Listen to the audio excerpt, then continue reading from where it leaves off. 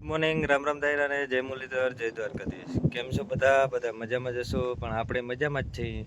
હવે આજના નવા વ્લોગમાં આપનું સ્વાગત છે. આજે તો વાવેતર નથી કરવાનું, પણ જામજોધપુરને રખડવા જવાનું હે ભાઈ. હાલો તો આગળના પ્રોગ્રામમાં બતાવીએ તમને. તો ગાઈસ, રાજકોટ સરદારથી સેટ વિપુલભાઈ આવ્યા છે. આપણે આજે ડીસુ લેવા આવ્યા છે. એ કે ઓલો ડીસુનો એક સેટ પૂરો થઈ ગયો અને બીજો એ કે સેટ નાખવાનો છે. તો રૂબરૂ જ આવ્યા કે કંઈ પણ હોય તો આપણે જોતા આવીને કરીએ. જો વિપુલભાઈ પૂગી ગયા ઓલરેડી, સવારના વહેલા નીકળી ગયા હતા. અને આપણે એની ઘરે ગયા હતા એક વખત. આપણે જસદણ બાજુ ગયા હતા જ્યારે રાજકોટ, ત્યારે વિપુલભાઈના ઘરે ગયા હતા. તો હાલો ઓલરેડી પૂગી ગયા છે. કઈ જૂની ડીશું પણ એ ભેગા લેતા આવ્યા હતા વિપુલભાઈ. એ કે ફેરફાર હોય તો કંઈ જોઈ લઈએ આપણે. તો ઓલરેડી આપણે એને ડીશું દઈ દીધી, કમ્પ્લીટ 4 વ્હીલમાં નાખી લીધી. અને હવે એ નીકળે છે. ને હાલો આગળ રાય આપણે જાણીએ રોટાવેટરની, બરોબર, કે એને કેવી મજા આવી આકે. તો ગાય, જો આપણે વિપુલભાઈને દીધું ડીશું બીશું બધું કમ્પ્લીટ કરી લીધું. અને હવે એની પાસે રાય જાણીએ કે આપણે રોટાવેટર લઈ ગયા, કેવી મજા આવે, શું છે, કેવું હાલે, જાણીએ. કેમ છો વિપુલભાઈ, કેવું કામકાજ છે? કામકાજ હા. હું ભાઈ, તમારું નામ? હા, આકાશભાઈ. જોકે વિપુલભાઈ મારી જેમ દંતરમાં ને એવા જ મેન કામમાં જ હોય, રોટાવેટરમાં જતા ના હોય. આકાશભાઈ હોય વધારે પડતા. તો આપણે એના પાસે રાય જાણીએ. આપણે કયા ટ્રેક્ટરમાં હાકો હો? 548 આઈસર 548માં એ હાકે છે. હવે કેવી મજા આવે તમને, એ બધી રાય જણાવો. બહુ મજા આવે. ગારામાં કટિંગ બટિંગ, ટ્રેક્ટરને લોડ ઓછો, હાંકવાની ખૂબ જ મજા આવે. અને તો જો આ રીતના ડબલ ધરા આવે ભાઈ, બતાવો અહીંથી અમને સિરિયલ બધું. હા, જુઓ આ રીતે ડબલ ધરા આવે અને હાંકવાની પણ બહુ જોરદાર મજા આવે. ગારામાં રોલ ના થાય, બીજા નંબરમાં વાઇબ્રેશન પણ ઓછું કરે. તો સારું, હાલો ગાઈસ. તો ગાઈસ, આજ વાવેતરની સીઝન થોડીક ડીપ પડી હતી ને આપણે એમ હતું કંઈ રહેવું, આરામ કરશું. તો મેડમ કે હાલો આપણે જામજોધપુર જવું છે. તો હાલો જામજોધપુર ઓલરેડી આપણે જઈએ છીએ. હાલો તો રખડતા આવી ઘડીક જામજોધપુર મજા કરતા આવી બીજી.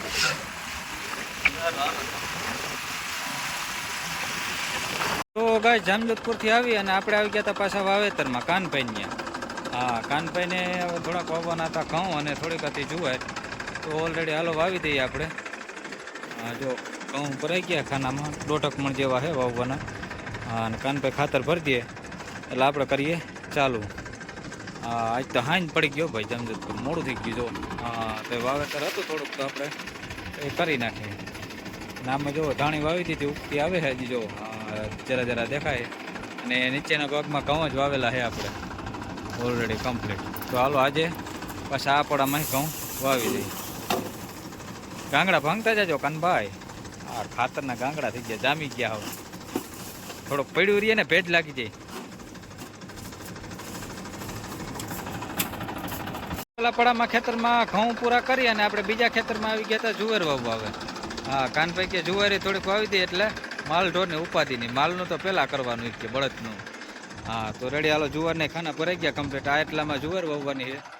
અને આ બાજુમાં પડામાં દેખાય જઈએ આપણે, એ ધાણા આપણે જ વાવી ગયા ઓલરેડી પહેલાં. જો એ ઉગીને કમ્પ્લીટ થઈ ગયા, એમાં કંઈ કરતું જ નથી. હા,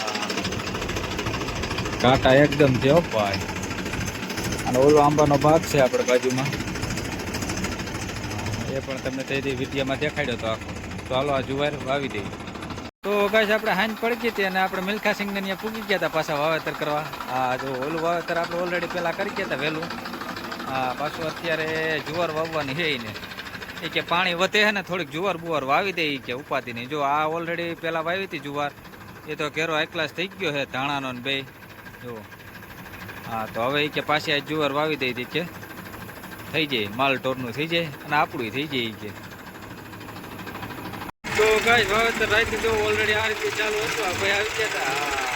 જો હા, દીના કે રાઈટના તો આપણે બાદશાહ જ કહેવાય ભાઈ વાવેતરમાં. રેડી, રાઈટનું વાવેતર હોય એટલે તો આપણે કંઈ જોઈ જ નહીં ભાઈ. હા, અડેરાથી બોલતી જાય છે. જુવારનું વાવેતર હાલે છે. હવે ઓલરેડી બીજા બધા વાવેતર પૂરા થવા માંડ્યા, તો હવે જુવાર વાવવાનું હાલે વધારે પડતું ભાઈ. કેમ કે થોડા પાણી ખેડૂને વધે તો એ કે જુવાર વાવી દે. તો આ મોલને ગમે ત્યારે તમે પાણી મૂકી પણ શકો. જો આ રીતે જે વાવેતર થતું હતું ઓલરેડી. અને સરકારસિંહને એક બાજુ ઉપાડી દીધા કેમ કે અમારે જમીનો બહુ ઢારવી હતી ને ભાઈ એટલે એક બાજુ ઊભું જ પડે.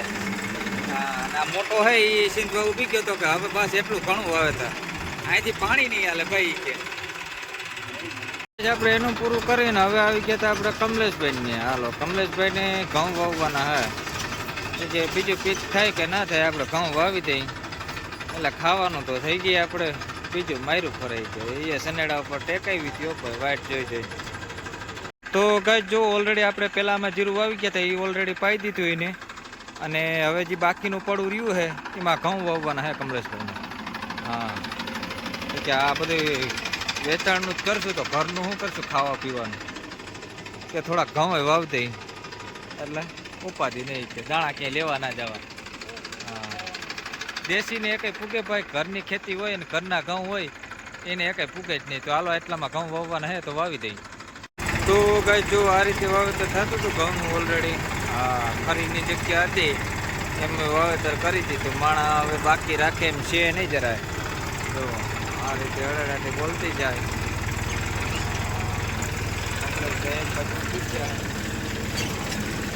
પાણીનો પ્રશ્ન